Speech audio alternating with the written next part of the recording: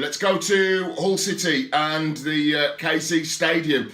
Now, they're in a relegation scrap. I believe that they will get relegated from the Premier League. Some good lads there, some good pros, but I just do not feel that the squad is deep enough at the moment. And the last team they really want to face is a West Bromwich Albion side absolutely bristling after their win last week. I don't think it's going to be a good day for the likes of Curtis Davies, that of course has played in the Midlands, played for some of the biggest clubs in the West Midlands, now at Hull City. I'm going to go for Hull City 1, Solomon Rondon and Co. 2, an away win for the Boing Boing Baggies.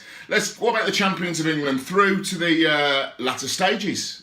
Congratulations, Claudio Ranieri, to Jamie Vardy, Danny Simpson, Robert Huth and all of the boys. Absolutely fantastic achievement for Leicester City to get through to the latter stages. A good group though that they were in. It's going to be much, much tougher now with some of the guys, some of the teams that they're going to be able to face. But can they get through? Can they make another miracle? We'll see here, of course, on Boyle Sports. But they faced Middlesbrough. Now, I have Middlesbrough to stay up relatively comfortably, but they've got to start grinding out some results. Sometimes their football is sublime. I saw a performance up at the Riverside about 2 or 3 weeks ago, and they were sensational.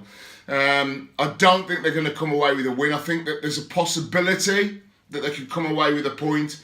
But I'm going to give it to Leicester City. I think that, again, they've got the squad depth now to be able to make 1 or 2 changes, particularly to a very pacey front line. So I'm going to go for Leicester City 2, Borough 1.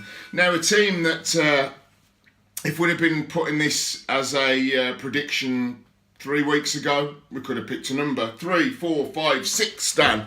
You might have said if it was Liverpool against Sunderland, but not these days. Jermaine Defoe has got his 150th goal in league football. Wonderful achievement for him, and he continues to lead the line with real aplomb. But they're facing a Liverpool side, of course, with no Steven Gerrard. Congratulations, skipper, on a wonderful career. Absolutely sensational what he's done. Everybody can pick out all the, he didn't win the league, and Man United fans saying Anderson won a couple of leagues.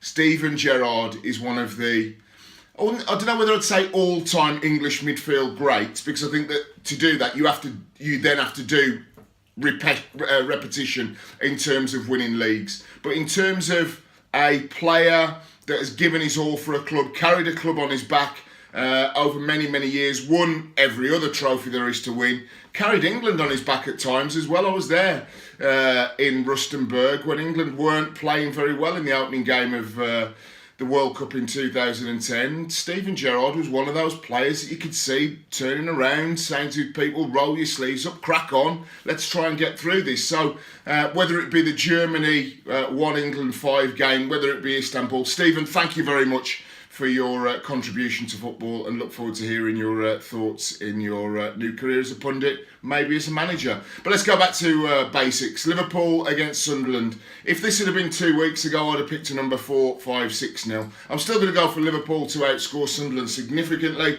but Sunderland will make more of a scrap of it. So I think that they will score at Anfield. Liverpool's defence is notoriously flaky. That seems to be a theme. Liverpool, Manchester City. I wonder if there's a team out there that can keep clean sheets and win games. We'll come to them. I'm going to go for Liverpool 3, Sunderland 1 at Anfield. Let's go down South Wales. Bob Bradley, just starting maybe to get his message across as to what he wants. Spoke to a few American friends. Formulaic, hard-working, gets his players very, very fit.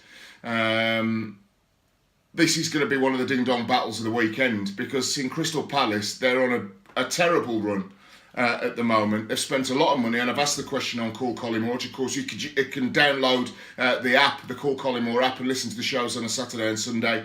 Is Alan Pardew under pressure? Well, the answer is yes, he must be. I don't want him to be. I like Al a lot. Known him ever since my Crystal Palace days, 25 years ago now.